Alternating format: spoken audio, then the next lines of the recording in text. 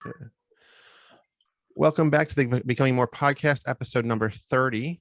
Before we get started, I want to ask everybody to like and subscribe to our YouTube channel and to rate and review the podcast on Apple Podcasts and Spotify. Recently had a couple reviews, some sent to my own DMs and as well on Apple. So it's always nice to hear feedback about the show. So keep bringing those out. Here on Becoming More, we go in depth talking to some amazing people about how they have changed their lives dramatically and have inspired others to work towards the same. Today, I'm joined by someone who is very influential in my own journey. You know him on Instagram as Dusty Lost 300 Pounds. Today, I'm joined by Dusty Hall. Dusty, how you doing today? Hey, I'm good, Brett. How are you? I'm good. Glad you could be here today. Yeah, thanks for having me on. Yeah, for sure. So Dusty, every week I like to ask I guess the same question to start the show, and that is, what is the bottom line of your journey so far? Because Dusty said so.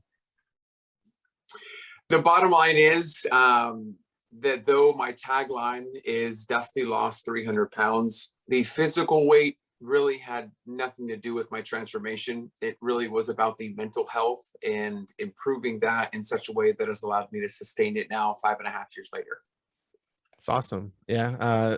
It's always the biggest key is the once you unlock that mental part, it gets easier. So I kind of mentioned in the beginning that you were influential in my own journey because I saw your story. I remember I saw the picture of you in the chair that you post like each year, right? You post the same picture, but and the chair, the famous chair. Yeah. And I saw that and I was like, wow. And like I had found out over time, like, we're around the same age, similar sizes, heights, all that. So it was just kind of like someone I could relate to. Cause a lot of times, like I would see people that lost a lot of weight and like, that they might have lost a lot of weight for them, but like it wasn't over 500 pounds. A lot of times it was somebody that hit like in the threes and you're like, okay, yeah, but like, even if I hit their weight, like I still have to lose 200 pounds. So it was always like someone that had a lot to lose and how you get through that journey. Cause I always found like those numbers so daunting, right? Cause like when you were like 534, 534 right? Was my top weight. Yeah. And when you're that size, like to get to normal healthy weight is like 300 pounds, and losing 300 pounds seems very daunting at that point. And there's always ways to get through it. For me, I don't know if this was similar for you, was just like creating small goals that were very more manageable. Like I remember on Instagram when I first started, I just put like a little lock in my profile that said like 50 pounds. Right. And then like, cause I was like, if I can lose 50 pounds, I can keep going, as opposed to like, oh, I have to lose 150 before I have a hit like one goal.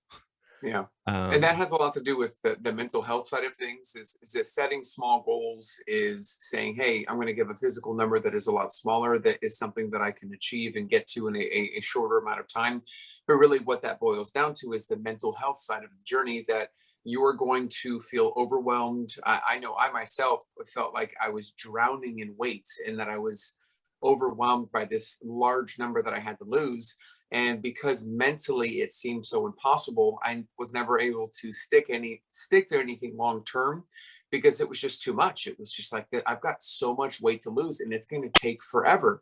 And so that small goals, that you mentioned is perfect, because mentally it's, can I lose, 5 pounds this month? And that small goal of, can I lose this smaller goal amount, it becomes encouraging. And really, if we're kind of veering it back to the mental health, think about the encouragement that you feel getting that small goal and then going for the next one.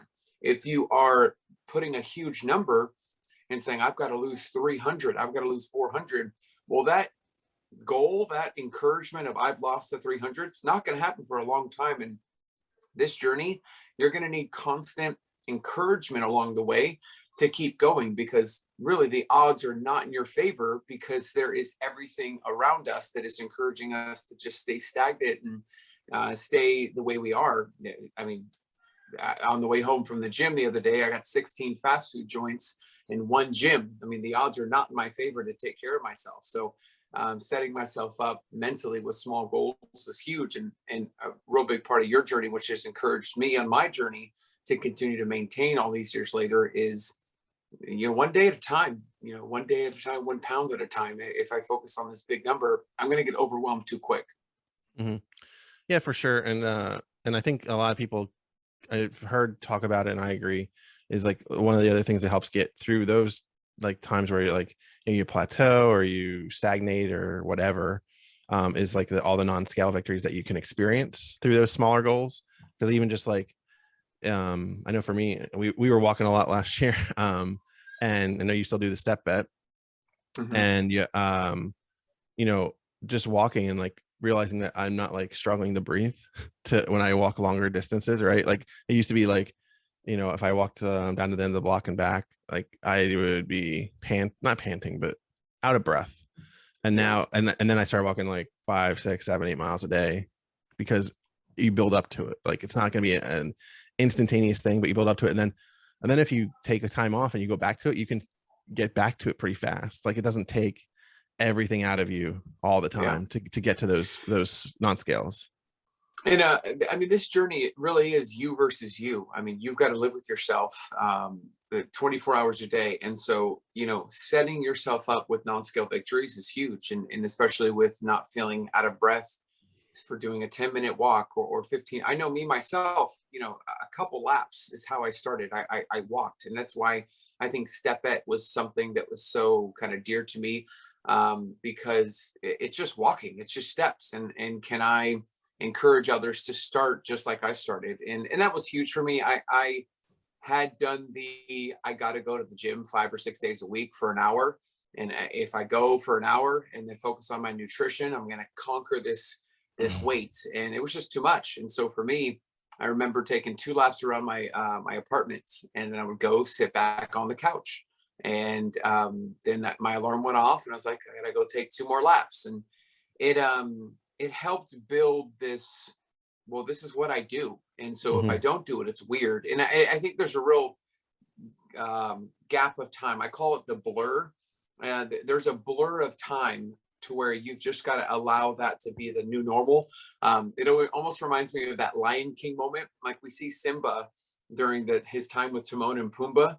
He goes from being a young little cub, he walks across this little log, and all of a sudden becomes this older Simba that is like been through a whole lot. Like he's obviously grown up significantly. It was like this time lapse. So I call it the blur. There's a blur of time where you just got to keep doing what you're doing, especially with walking, to where it becomes the regular thing that you do. And that if you don't do it, it's weird. And so me starting with walking, I did that enough where it was a blur of this is what I do. And eventually I just built up over time of, well, yeah, I do 2 laps. That's just what I do. Can I do 3? And over the course of 4 or 5 months to start my journey, it was just, yeah, I can do a little bit more. And the stamina, the endurance improved. I felt better. I wasn't out of breath. I wasn't struggling to breathe, just taking 2 laps. I could do more. And I just continued to do more. And eventually I found myself in the gym.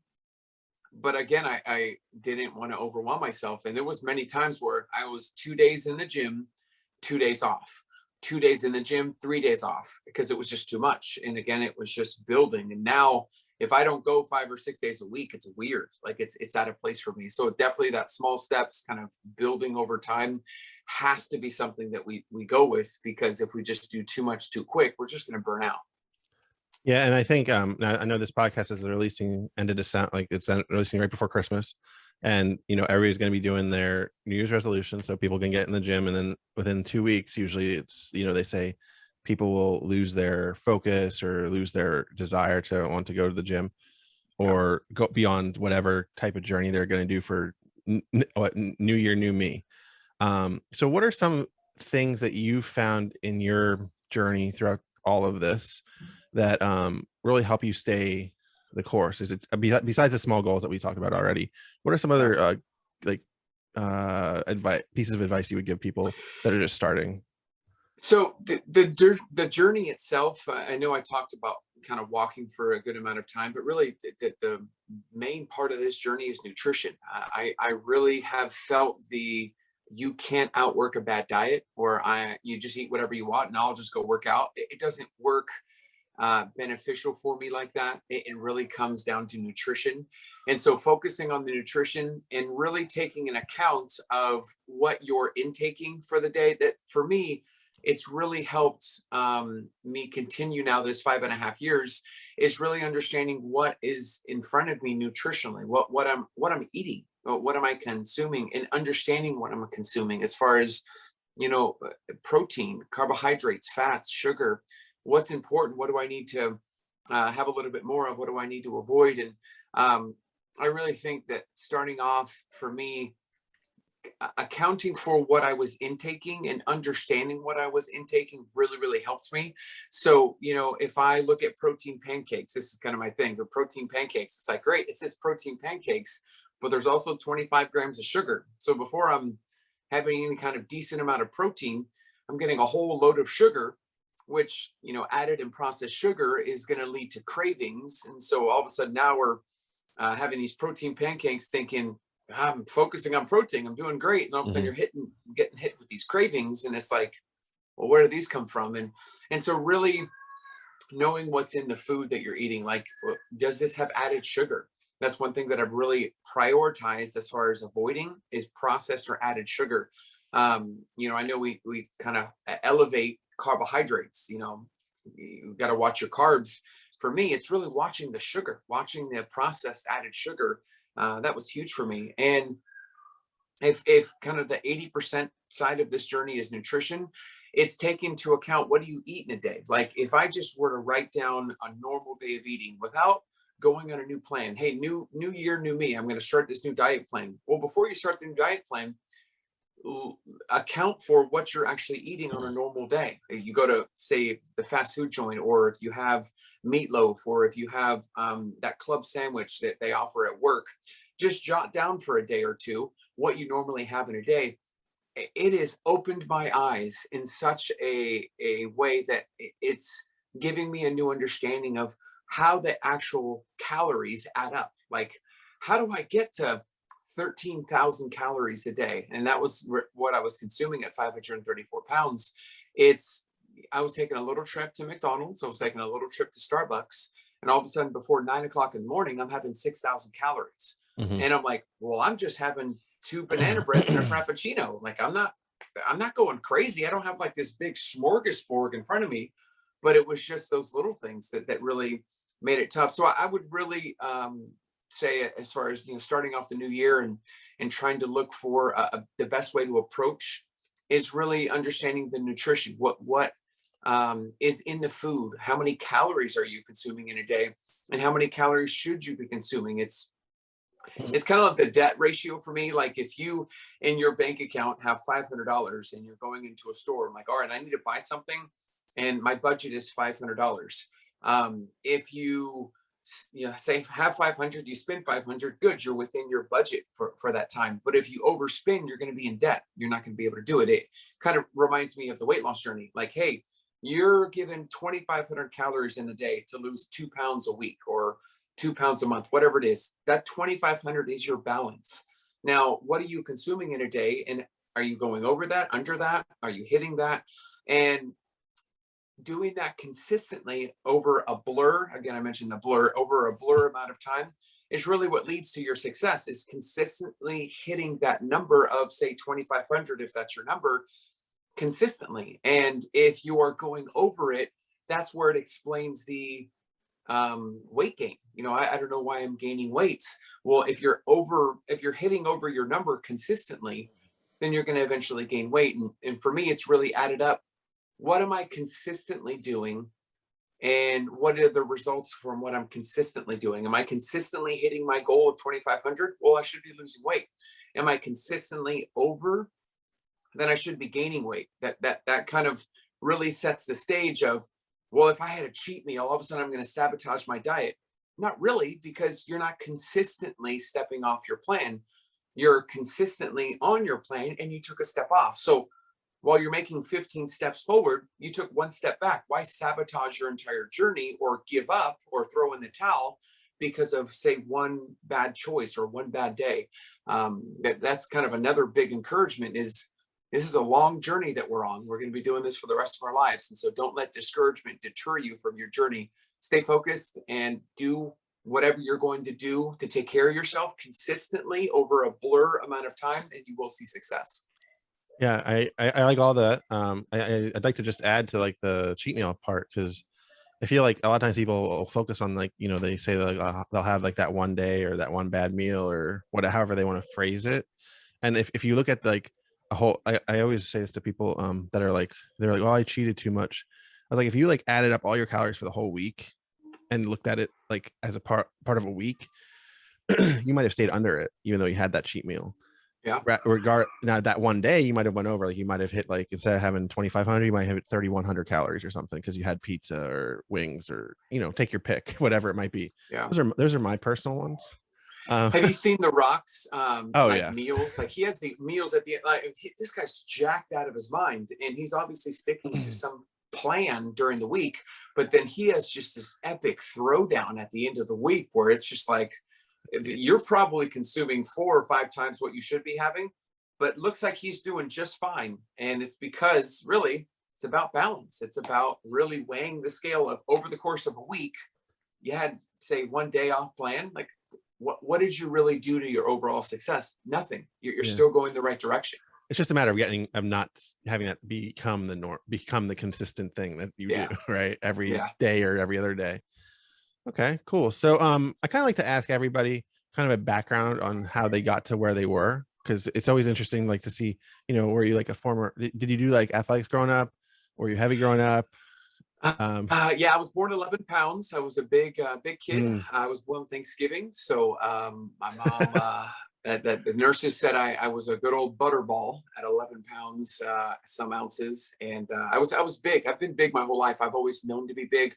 The really trajectory of me gaining a significant amount of weight was I broke my leg 3 times on the same leg, back to back to back, two wow. from falling off a bike, and then one getting pulled down from monkey bars. And so I broke my leg, and I would just sit. And my mom's side of the family is Cuban, and my grandma cooks authentic Cuban food. And so I would have breakfast, lunch, and dinner, the greasiest, fattiest, just all good, yummy, yummy Cuban food. And the ice cream guy knew me by first name, so this ice cream guy would go by the house twice, and I'd get my strawberry shortcake, my little cone, and then I would have the big chew bubble gum, and then the next go around I would have like 2 or 3 more ice creams. So I just escalated my weight gain over the course of my childhood, and I'd always been big. I had never really done any sports. I had never really been too active. I wouldn't say I haven't done sports. I did soccer and baseball, but it wasn't something to where I was fit or trim at one point, and then I just all of a sudden, gained a bunch of weight. I've just always been the big kid. I've always Mhm. been. I remember back in 5th grade weighing myself in front of the whole class, and I was the biggest kid in school, and someone in class was like, "Wow, you're the fattest kid in school." And I always remember that sticking with me. So it's always been something to where I've been big. As far as getting up to 534 pounds, it was pretty much a repeated failed diet attempts of I see this diet work for this person, so I'm going to do that, not knowing that maybe that doesn't work for me.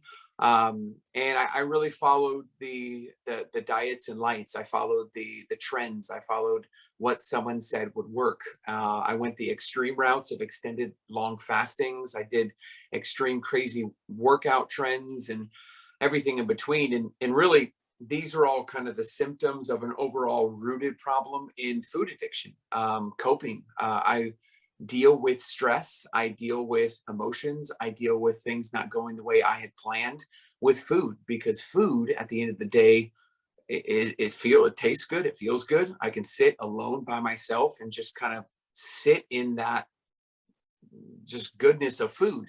And so when I would experience the stress, an emotion, something that I didn't say like, I use food. And I think as a child, divorce could have played a part in it.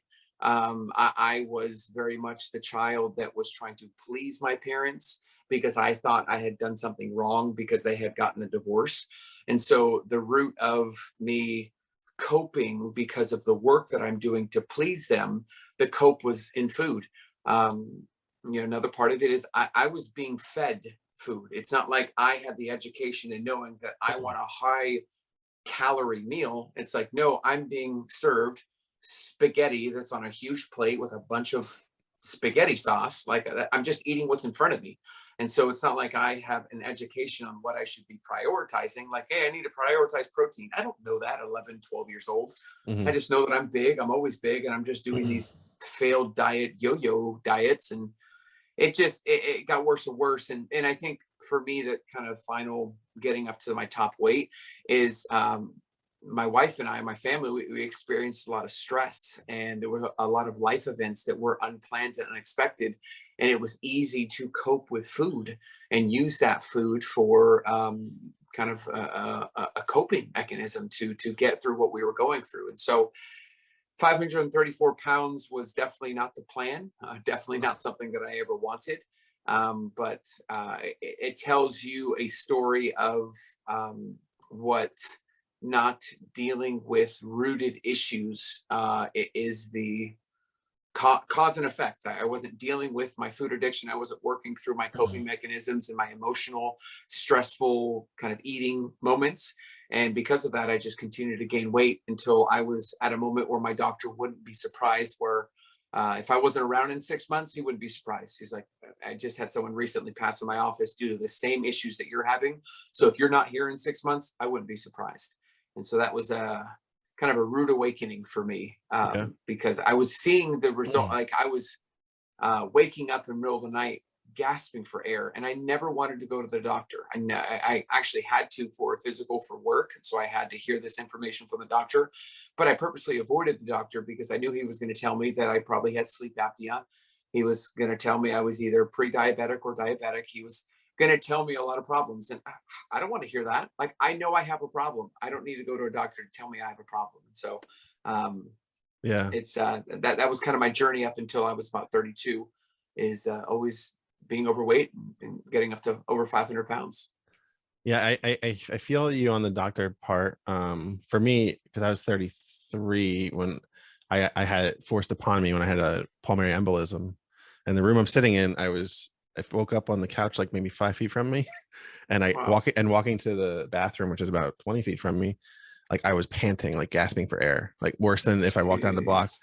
So that was one of those where the event was forced on me to needing to make a change, because those things are not any laugh any joke. Yeah. Wow. But good thing is that still here. So I always look at it Yes. on the bright side, because like depends what who you go to for information, but between 40 and 60% of people don't make it through those things. Yeah. And it's which is insane, because I have a cousin who's fit and or in relatively good health, and she had one like last year. Wow. It doesn't just go after like obese people or unfit people. I also had someone I knew that friend of mine, his kids school principal or something, or school administrator, like was a runner, like long distance runner, had one and passed from it. So it it it doesn't take into account Yeah. anything. But yeah, it's always good to hear the background, because like sometimes different people can kind of attach themselves to different parts, because like when you mentioned the Cuban grandmother, right, who made a lot of food, Hmm. and it reminded me of growing up. I live with my grandfather, and he grew up in the Depression, so he like food was at a premium then, right, because you Hmm. didn't get you there were like bread lines and things like that. So when he would make food, like there would just be a ton of like steak or chicken, or and granted those things are sound good, right, because it's just protein, but then there's also a lot of other sides and Yeah. other things you'd have besides just the steak or chicken. Oh, the uh sides. The yeah. sides are the trouble right there. It's like, yeah, I'll take some pulled pork, and then all of a sudden you got three sides that are just like, Yeah, oh, hello. you got the green beans, but then you got the mac and cheese, and you got like ice cream, but you're not just having like one or two scoops, you're having like the whole bowl, like a whole bowl of Oh it. yeah. So Oh yeah. it just goes downhill very fast, and you don't even realize it. And again, when you're a kid, you don't think about it. You just like this is good, and this is what I want. So Yeah. Oh yeah. you're not in the position to really worry about it, right? Yeah. Most of the time. So we're kind of leading to the point where you decided to start. Was it just like it was just that meeting with your doctor that just led you to that point where you knew you needed to make a change?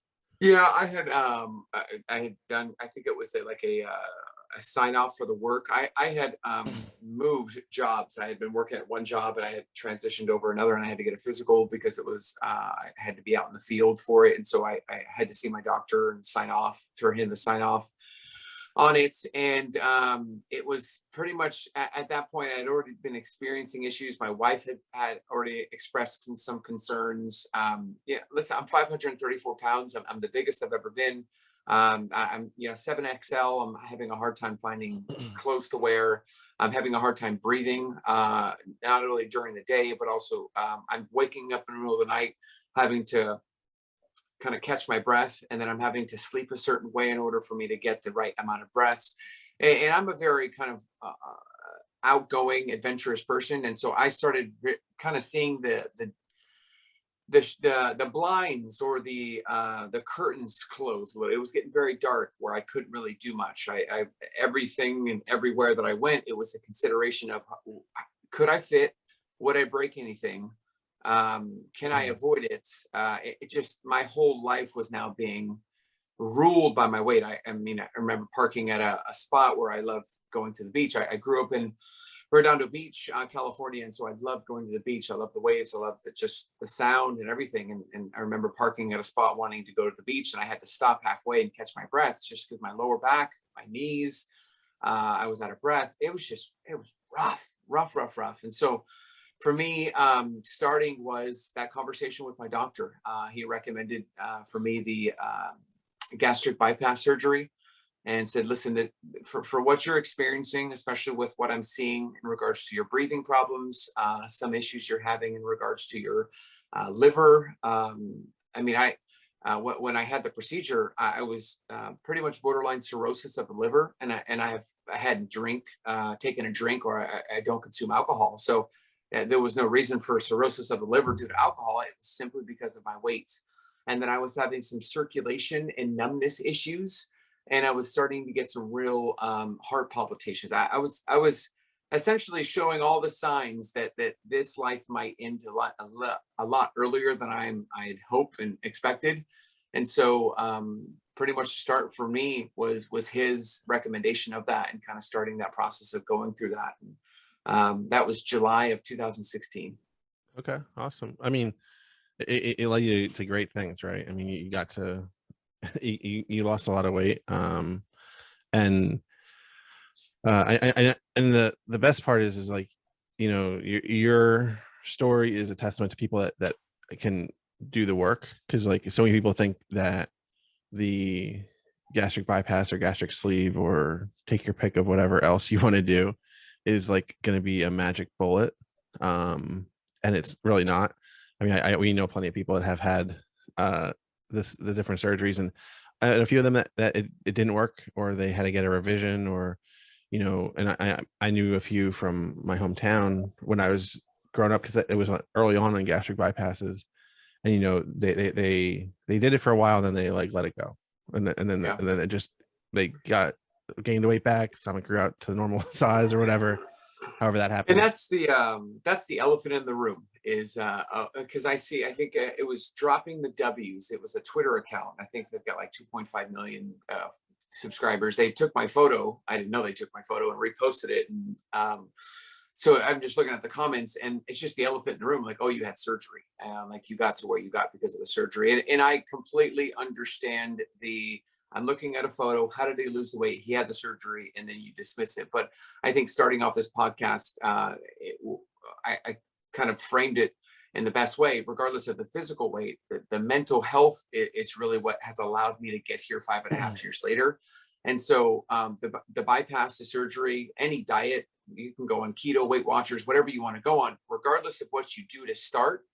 It's not going to deal with food addiction. It's not going to deal with the coping mechanisms and the emotional binge eating. No diet, no surgery, none of that is going to deal with that. And for me, I was ignorant when I started, and thinking, okay, this is going to take care of it for me.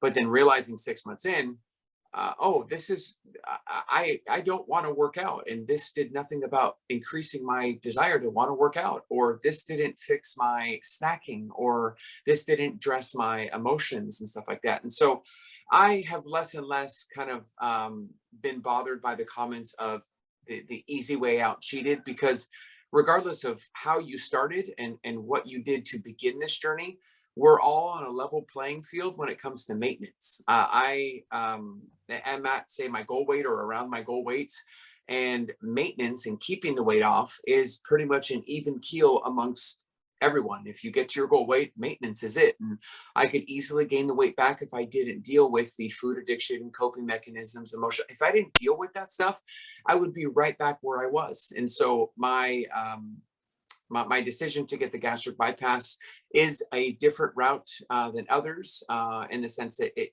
it's quote unquote unnatural. But for me, I'm always a big advocate that you can't get the 12% body fat with the surgery. Like that's just not possible.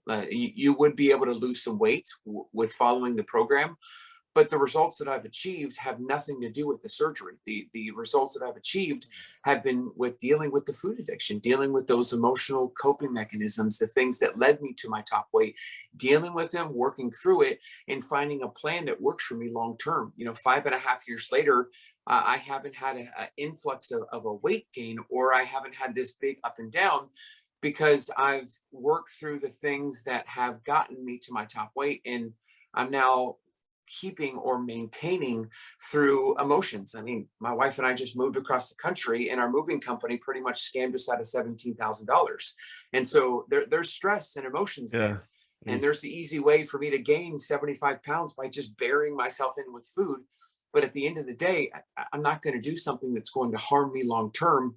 I'm going to work through those emotions and that stress, and try to find a way to keep on and hold on to this success. And so that's really my advocacy now, and why I share.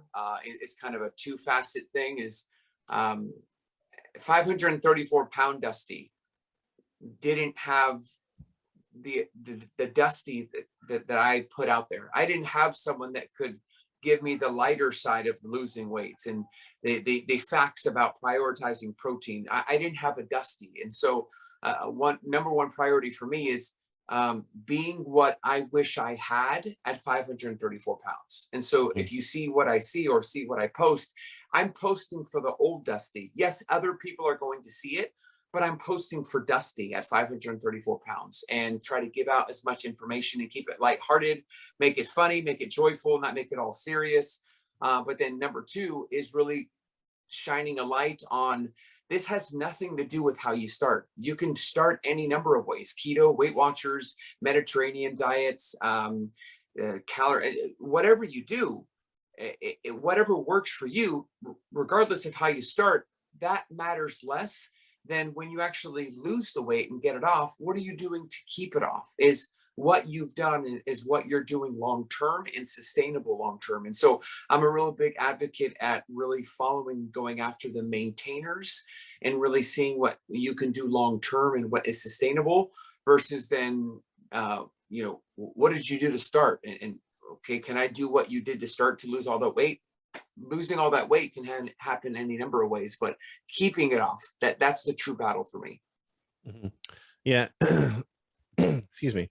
And one of the things that I always find interesting is when I hear that natural versus unnatural, but really at the sizes that you were and I was, anyone that, no matter what you do, it's going to take a lot of your own willpower to get through a lot of that, and mental stability, and working through your emotions, just like you said, because there's so much involved in it. It's not just like, oh, flip the switch, lights on, I'm good now. That doesn't just happen to I will say to most people, because I don't want to say maybe there's somebody that just flipped the switch and they're fine, but for most of us, there's definitely a battle. And even me, I lost 200 pounds and kept it off for like well over a year, and then all of a sudden, like, I kind of got into this complacent mode, and then I had a little bit of regain. I'm working on it now, but I didn't get too crazy. But I caught myself because I hadn't weighed myself for a few weeks, and then all of a sudden I saw the number go up, and I'm like, okay, we have to get back to working on this again. Yeah. So that's part of the long-term plan. That's really yeah. part of I mean, you're going through the part that I'm still going through. Like we're in that process of losing weight. We're going through okay, what works, what doesn't. It's like, hey, I've lost 200 pounds. If there's some that has come back, I mean, that's not like, oh my God, like it's so daunting sometimes for so many, but really this is finding out what's going to work. I'm like, okay, this worked up until this, and I've put some back on. Okay, so I need to readjust and do some things. That's all part of the journey. That's all part Mhm. of what makes our journey so unique and so personal. And that's what I'm so gravitated towards, is folks that are willing to share that and get that out there and put that out there, because you're helping and you're assisting others that are on the journey as well. And so that's why it was very easy for me to follow you even before. I mean, this wasn't like, hey, I'm going to follow Brett because he's on my podcast, or I'm going to be on his podcast. I've Yeah. been following you for quite a while because Yeah. there are attributes that you have that inspire me and motivate me on my journey. I mean, it's a two-way street. It's not Mhm. just, hey, Dusty, inspire. It's a two-way street all the way. Yeah, I appreciate that, and that's what I found. So many people that I found inspiring in my own journey, or influential, or however whatever word you want to use, whatever I word, I guess. Um, is that at some point you get the reciprocation, because like what you're doing is working, and then they see it, and then they're kind of gaining something from it as well. Because not everybody's always that highlight reel that you see on Instagram or on Twitter or wherever you go for your social Yeah. media uh desires. But it's definitely, it's always good to hear that feedback, because sometimes like you never hear from people like what the impact you have. I know one of somebody that you probably know as well on Instagram, my weight is history.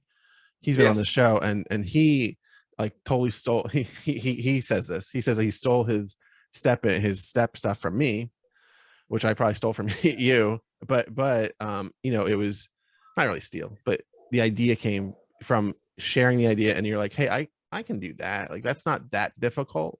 Like, that's not going to the gym 5 days a week. That's just walking around and just increasing it Yeah. slowly and slowly. And he saw the same thing, and then he goes and like does it like, I think he's done almost like a year and a half with like one day that broke up his streak. So which is crazy, because I know that I think I got to like 191, which is well over half a year straight, and then I stopped because I was like, I was worried about like the winter time and like ice and Yeah. snow and things here, because I'm like, I don't deal with that, and I don't like treadmills, so I like walking outside. And The treadmill is a real struggle because you're going nowhere fast. You're literally going nowhere. But yeah, yeah, and, it's every a time I go to the struggle. gym, I do like 5 minutes on the treadmill, and when that 5 minutes is up, I'm like, I'm ready to get off this treadmill, because I don't want to be on it anymore. Yeah. But Oh I'll yeah. I'll go walk around for outside for 3 hours. Like, that's not a big deal. But the Yeah. treadmill just doesn't, because you're not going anywhere. All right, so I think we had a really good conversation about all those things, because a lot of times people don't talk about the struggles. They just talk about the highlights and the good times and how much weight you've lost. So it's always good to hear that for everyone. So kind of getting towards the end of the show, I like to always ask everybody kind of like a hobby or interest or activity that you like to do that's not related to weight loss or fitness, just to kind of get more about the person. So what would yours be on that front? As far as an activity that I like to do outside of like the gym and stuff Mm-hmm. like that, I haven't been able to get into it as much, but I enjoy. Oh, that's an activity. Now I gotta get what is it? Adult size. I have to say adult size. Adult size RC cars. Okay. I played RC car. My dad had one of it was like 75 miles per hour and just whisked it through. And I always thought it was the coolest thing in the world, that kind of drifting and going on track and it just flying off. So that's one thing I'm actively working on as a hobby, is getting a decent RC car and getting it to some tracks. And so Awesome. away from activity, I would say that's it. Awesome. Yeah, that's a new one, because like sometimes I get pro wrestling a lot. But yeah, I had, as a kid, I always liked, I had a few RC cars myself, so I've been I haven't fooled had an by the adult one. ones. I've been fooled by the ones that say, "Oh, this one's quick," and it's like 15 miles an hour. So I'm. It's the ones to where you have to really know about what bolt goes where, and if something breaks, you got to be able to fix it yourself. Like a well. It's the I guess the best word for me to say it is it's more than just a car that, oh, it breaks, just go buy a new one. This would be something of an investment where like I'd have to spend a good amount of money for it. So I'm in the process of that. I don't have one, but it's something that I enjoy every kind of holiday season, is seeing if I can get something to work towards it. Awesome. I like it a lot because it's always good to have like something that you're interested in that's, you know, not something you're facing every day, right? Yeah, And yeah, yeah. a fun thing to do. All right. So now wrapping up the show, I like to ask everybody the same 5 questions called Brett's Corner. So I'm gonna ask you 5 questions, and I have a bonus question for you at the end that I didn't tell you about. Okay. First question, the bonus question is not that hard. First question is, what movie, TV show, or event are you most excited for in the coming year? Now, the first episode just released on Amazon Prime, The Expanse. I am a sci-fi. I like sci-fi. Like one of my favorite movies of all time is The Fifth Element with Bruce Willis. You know, Four Stones. One of my favorite movies. So Yeah. I'm into sci-fi, and so The Expanse TV show on Amazon. It used to be on Sci-Fi, but now it's on Amazon. They will be releasing, and I think finishing up their show this coming year. They just released this first episode like this past week, and it's going into 2022 as far as the series is concerned. So I'm pretty excited about that. Awesome. I've watched a little bit of The Expanse. I just haven't gotten like into it. Yeah, there's a threshold of getting into it. I tried to casually watch it 3 or 4 times, and I couldn't get into it. But as soon as I hit to about episode 4 or 5, I'm into the show, and now it's definitely a worthy watch for me. Awesome. Yeah, sci-fi is definitely one of my favorite genres as well, and it just takes that like I think The Expanse always seemed like a show that I need to actually invest the time in, and right now we're in the process of moving and having the 6-month-old, so it's a little bit crazy here, but eventually getting back into it. Cool. Moving with a 6-month-old. What's that sound like? Really familiar. Except I'm only moving 13 miles, so. Oh, okay. Yeah, okay. not too far. 13,000 miles, it feels like. Jeez. Yeah. All right. Question number 2. What are 2 non-health related goals you have for the next year? Non-health related goals for this next year. So the first one is to get grass in my backyard. My wife and I recently bought a home in Tennessee, and I am now into new homeowner mode. So one of the non-fitness related one is get my backyard in shape that Presley, our daughter, can open up the back screen, walk in the backyard, and have grass, and have a playground, have somewhere she can go and have fun. So that is number one. Get some grass growing, get some sort of a backyard, and before we start adding other stuff like a fire pit or anything like that. And then number 2, non-fitness related. Boy, oh boy. I guess number 2 would just make friends in Tennessee. We just recently moved there about 3 months ago, and we don't really have too many folks that we know. So get plugged into our local church and find some friends, find some people that are nice and will wave back at us. And I think I would say goal number 2. Awesome. I like it. That definitely takes a little bit of time, right? Every time you move somewhere new and you're like, we've got some good neighbors. I will say, so far, that's cool. My neighbor texted me while we're here. He's watching the house for us. He goes, "Hey, we got this really nice treadmill that we're not going to use. Can we give it to you?" Yeah. I'll be home soon. Yeah, that was like our neighbor a couple houses down a couple months ago, or no, it was last year. Sorry. For Christmas, like they had bought their kids like some super high-end cappuccino coffee maker thing. Oh yeah. And I'm not a coffee drinker, so it doesn't mean anything to me. But Amazon had said the order got damaged or whatever, and then they sent it again, and both showed up like the same day, and it was like there was no evidence of damage or anything to the box. So they're like, we have no idea how to work this. So would you want it? And I would like those kind of problems. Yeah. So now we have this high-end coffee maker that I still won't use, but my wife does. So there's that. I'm the same way. I'm not really a big coffee drinker. I'm occasionally, but my wife's the coffee drinker for sure. Yeah, the last time I had some was September of 2020 in Seattle, and we were at the original Starbucks, and Ah, I, yes. I only tried it because I was like, I'm here. I got to try it at least once. So I had a nitro cold brew, and I was like, I never want coffee again because I just don't like the taste. It's nothing to do with. I Yeah. know I know people would want to fight me over the fact that I don't like nitro cold brew.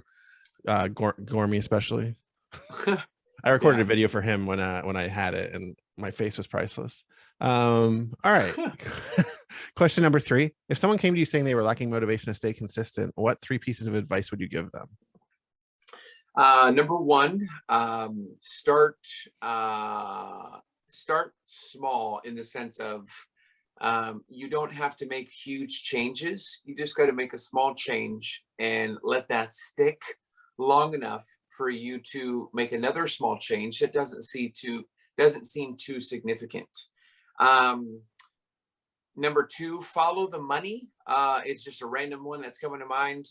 Follow the money, meaning when something that you see as far as a diet program or a this or that promises just crazy results, follow the money in the sense of is it realistic that you're going to lose 10 pounds in 7 days? Maybe just water weight, but it's not going to be sustainable weight loss. And so follow the money and don't believe if it's too good to be true, it probably is. At the end of the day, your success is going to come from the blur, the consistency over time.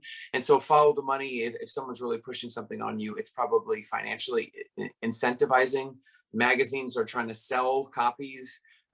Folks are trying to sell their diet plans. And so it's important to follow the money. And then number 3,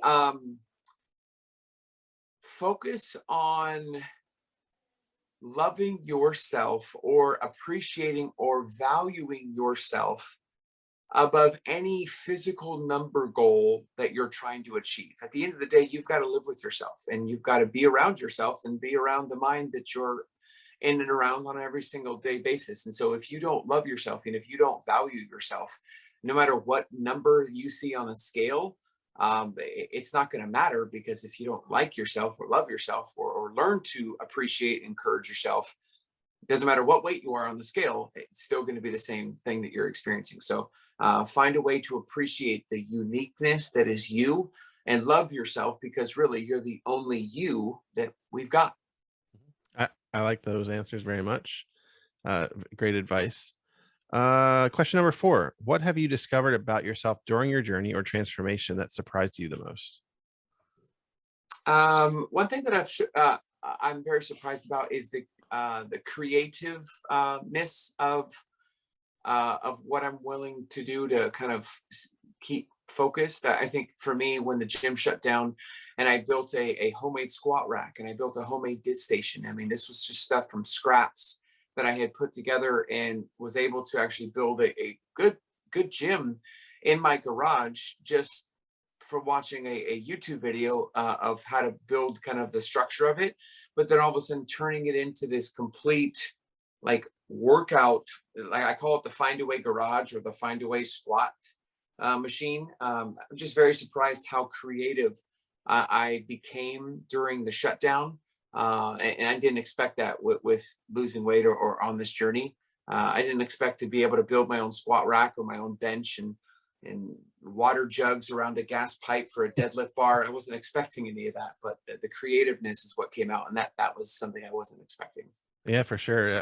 I remember watching those videos when you were building it, and it was when you saw that how it worked when it was finished, it was great. Yeah, Because 2022. I think we're coming back with yeah, another one. I think I'm going to leave the commercial gym as soon as I'm able to get something back up. I think I miss me, myself, and I yeah, in the gym. So awesome.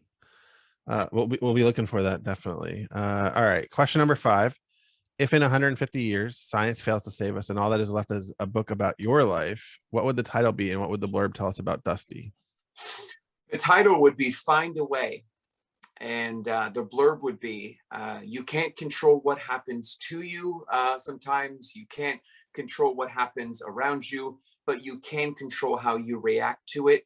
So regardless of what happens to you in life, find a way to react in a way that benefits you and pushes you forward, because you are the only you that we've got, and being the best version of yourself is what we all need. Awesome. I like it a lot. I kind of had a feeling that might be your title, but It's a great title. So I said I have a sixth question, and it really is because we're Oh here at man. the holidays. So I'm gonna. It's not that bad.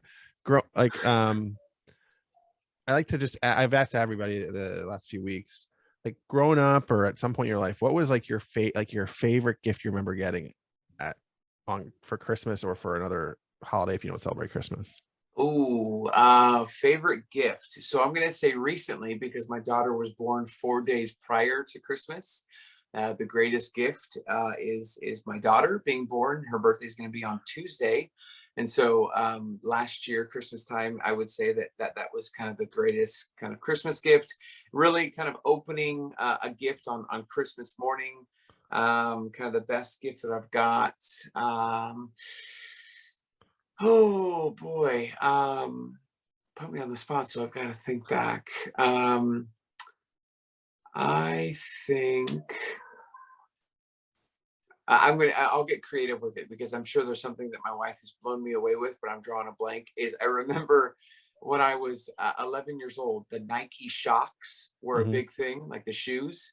And there were these huge silver one, like just moon shoes. And I remember I really wanted them, and I got the moon shoes. They looked absolutely ridiculous on me, but it was what I wanted. I saw the commercials of these Zoom shoes from outer Hmm. space because I love sci-fi, and I got my Zoom shoes. So I would say that was kind of my funnest gift as a kid.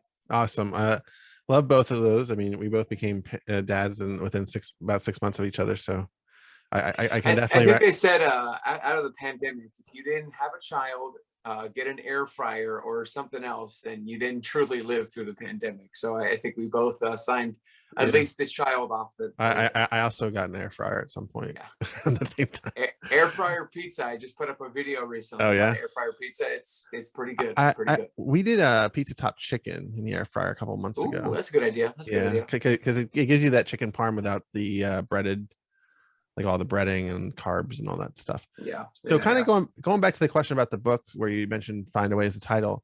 I know that you do the podcast and it's kind of Find a Way is like your mantra. Do you want to give people like what where they can find the podcast and you Yeah. can So plug anything else you have too, because might as well. the podcast that I put together, I wanted to start a podcast to get longer conversations out. I thought it was going to gear itself similar to Gormy or your podcast where I'm interviewing folks. And what I've slowly realized is that there are uh, good podcasts out there like yourself, like Gormy's, like others that have interviewed other journeys and have utilized that as an encouragement for others in the community. And I thought immediately, hey, I've got to have a podcast. It's got to be like that. And I'm really coming to terms with, I think my podcast needs to be different in the sense that I need to bring something that isn't saying that it's probably there because there's tons of podcasts out there. But this is simply just me giving my 2 cents of what it took for me to lose the 300 pounds, why I got to 534 pounds, and everything in between. So, where did my food addiction root from? What did I do to overcome? And how did I deal with the food addiction and coping mechanisms? And so every episode is either an encouragement or some sort of motivation for it. So it's available on kind of anywhere that you get podcasts. It's called Find a Way with Dusty. And I'm about 75 at this point of this episode. I'm about 75 episodes in. And it ranges from every topic that you can think of. And including every month, my wife and I get on a podcast for about 15, 20 minutes.